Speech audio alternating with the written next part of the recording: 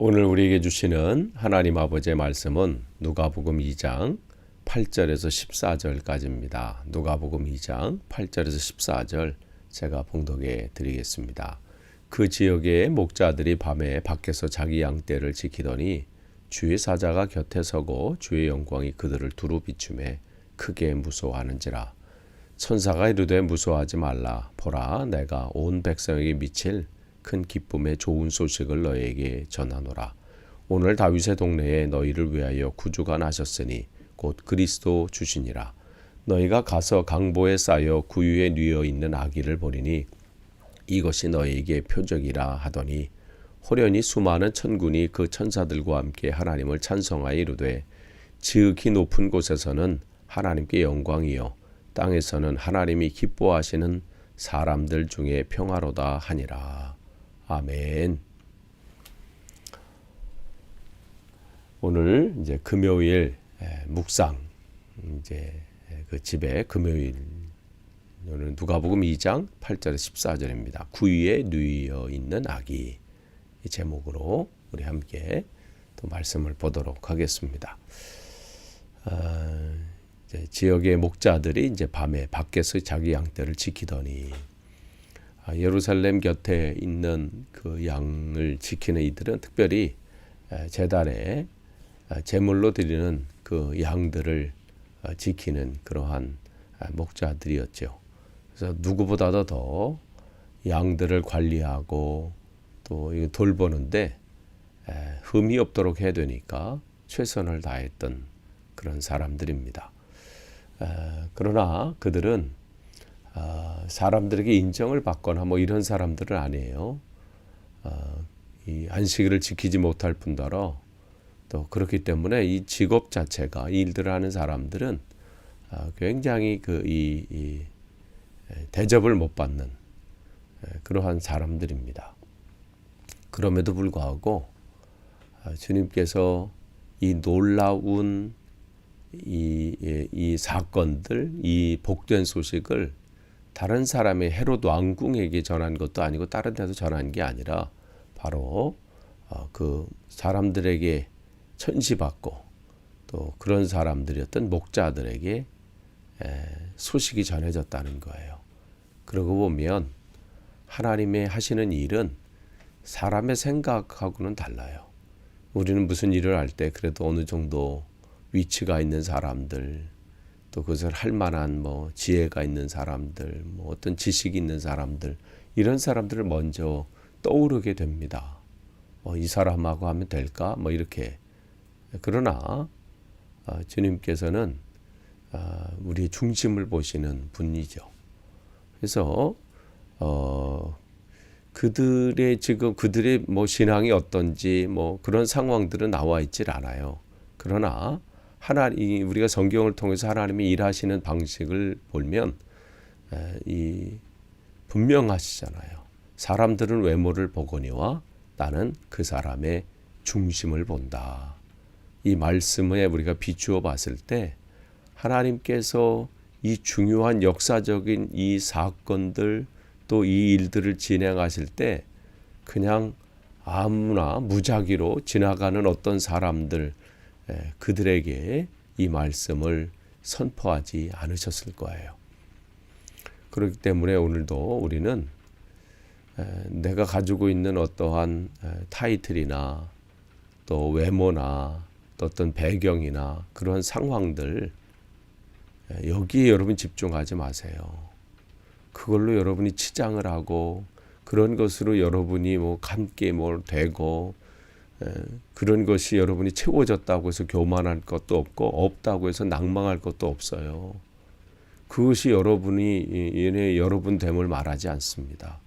마음이에요. 내 중심이 온전히 하나님 앞에 세워질 때 하나님은 그들에게 놀라운 소식을 전하게 하시고 또 하나님의 그 역사적인 그 현장에 그 중심부에 서게 만드시는 겁니다.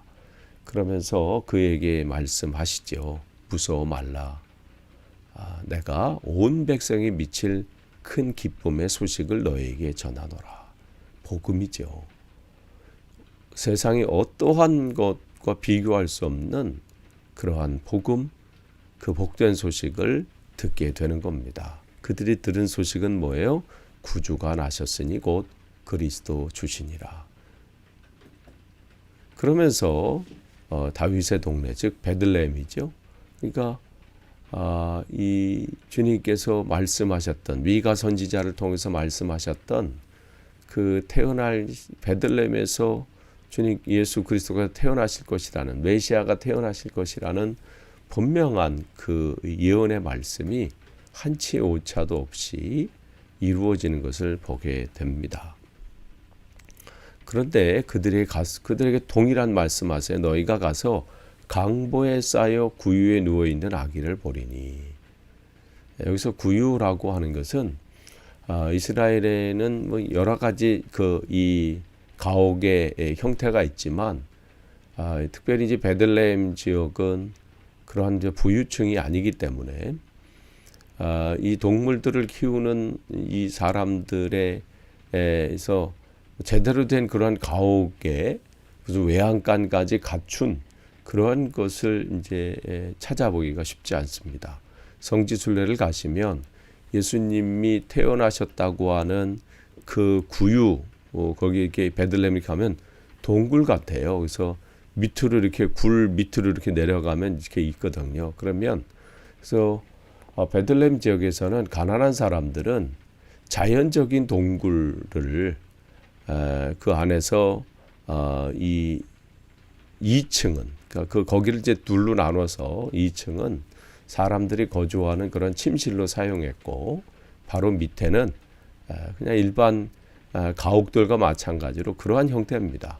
외양간이 뭐 따로 떨어져 있는 것이 아니라 이 일반 그래도 사는 사람들은 그냥 자기 이 집의 가옥에 2층은 이제 그러니까 계단으로 올라가면 이제 사람들이 이제 자는 데고 그 밑에는 동물들이 이렇게 거하게 되는 그러한 부분인데 여기 동굴에 관한 여긴 동굴과 같은 그런 곳이죠. 그래서 그 굴 속에 이제 주님이 위에까지는 이제 할 수 없는 상황에서 이제 밑에 동굴 밑에서 이제 누워 계신 거가 되는 거죠. 그러니까 자연 동굴이기 때문에요. 이 통풍에 관한 부분도 그렇게 쉽지 않고 또 오랫동안 이렇게 되어 있기 때문에 뭐 냄새 또한 무슨 어떤 호화로운 호텔이나 아니면 어디서 그런 게 아니라 그 동물 냄새 또 거기에 있는 뭐 다른 것으로 인해서 뭐 냄새도 냄새이거니와 또 뭐 환경 자체가 그렇게 썩 좋지는 않은 것이죠. 근데 거기에 누워 있는 것을 보리니 이것이 너에게 표적이리라.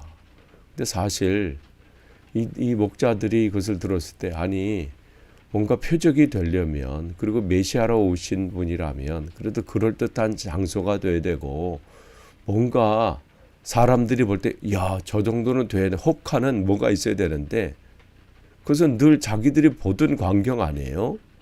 그냥 뭐 밑에 양들이 있고 또 뭐 소도 있을 거고 뭐 이런 뭐 양똥이나 소똥들도 있고 뭐 염소똥도 있고 뭐 이런 그야말로 별다를 거 없는 거기다가 더 그야말로 초라하기 그지없는 그러한 이 동굴 모양의 그러한 모습을 봤을 때 과연 여기서 뭐가 나올까? 과연 우리가 들은 이게 말씀이 이게 진짜 말씀일까? 의심도 갈 수도 있을 거예요. 그러나 그 말씀을 믿는 것이죠. 그래서 그들은 그곳에 찾아온 거예요. 그래서 아기를 보리니 이것이 너에게 표적이 되리라. 그러면서 그들에게 하신 말씀은 그러면서 이제 호련히 수많은 천군이 큰 찬송과 함께 하나님을 찬송하여 이르되 지극히 높은 곳에는 하나님께 영광이요 땅에서는 하나님이 기뻐하시는 사람들 중에 평화로다. 이 말씀으로 그들에게 확실히 그분이 왜 표적이 되는지를 말씀해 주시죠. 표적이라고 하는 것은 사인이잖아요. 그분이 왜 메시아가 되는지, 왜 구세주가 되시는지 이것을 우리에게 말씀해 주시는데 여기 구유에 누워 있다라는 것은 말밥통이잖아요. 그러니까 동물들이 먹는 그 밥통이라는 거예요. 그러니까 그 위에 누워 계셨다라는 것은 뭘 의미하는 거예요? 그 말밥통에 있는 거기에 있는 그 동물들의 그 음식, 그 사료, 음식들은 누가 먹는 거예요? 그 짐승들이 먹어야 살 수 있는 거잖아요. 그러면 우리가 이 땅의 삶을 바닥만 쳐다보면서 이 땅의 삶이 전부인 줄 알고 사는 그러한 짐승과 같은 우리들이었다는 거죠. 하늘을 쳐다보지 못하고 늘 땅만 쳐다보며 땅의 것을 추구하고 그것을 얻으면 기뻐하고 그렇지 못하면 낙심하고 비교하면서 절망하기도 하고 우쭐하기도 했던 눈앞에 보이는 것에 매몰되었던 우리들이 이제는 진짜 음식을 먹어야 된다는 것이죠. 그게 뭐예요? 영적인 음식. 그래서 주님께서 우리에게 말씀하십니다. 나는 생명의 떡이니 내게 오는 자는 결코 줄이지 아니할 터이요 나를 믿는 자는 영원히 목마르지 아니하리라. 요한복음 6장 35절 말씀입니다. 내가 생명의 빵이다. 생명의 떡이다. 즉 뭐예요? 먹으라는 거죠. 그래서 주님은 우리에게 생명을 주시기 위해서 오셨다는 거예요. 그게 사인입니다. 그 표적입니다. 세상에 다른 방법으로 우리가 살 수 없습니다. 그래서 그러면서 이제 그분이 우리에게 하나님께는 영광이요. 즉 영광스러운 광채를 비추는 하나님의 살아계심을 비추는 그런 삶을 사실 것이고 그분은 또 우리에게 정말 세상이 줄 수 없는 그 평화를 주실 분입니다.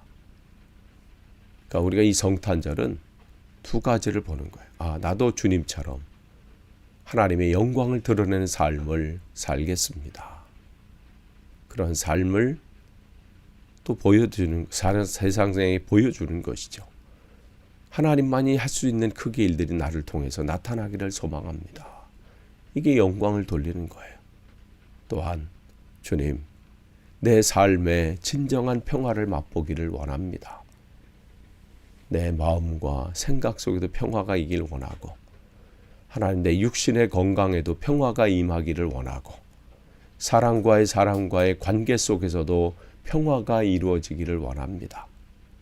내 마음을 흔들고 있고 내 마음을 힘들게 하고 고달프게 하고 어렵게 하는 이 모든 상황들, 이 감정들 안에 주님의 평화가 임하기를 원합니다. 주님은 이것을 우리에게 주시고자 오신 거예요. 여러분, 다른 것에서 찾지 마세요. 주님 안에 생명이 있고 주님 안에 은혜가 있고 주님 안에 평화가 있습니다. 오늘도 그러한 복된 것을 누리시는 하루 되시기를 축복합니다. 기도하겠습니다. 하나님 감사합니다. 오늘도 우리에게 귀한 또 하루를 허락하시고 함께 말씀을 나누게 하시니 감사합니다. 하나님, 주님 주신 말씀 가운데 온전히 주님의 뜻을 깨닫기를 원하고 또 이 말씀 속에서 우리가 이 시대에 우리가 어떻게 살아야 되는지를 분명히 다시 한번 점검하는 계기가 되게 도와 주옵소서.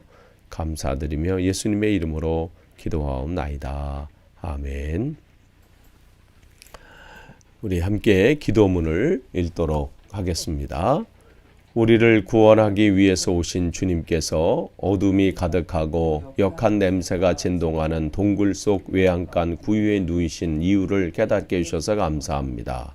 아무리 어둠 속에 헤매며 그것이 어둠인지 모르는 인생을 살았을지라도 빛의 삶을 살 수 있고 욕망을 따라 사느라 역한 냄새가 진동할지라도 그 삶을 새롭게 할 수 있음을 말씀해 주셔서 감사합니다.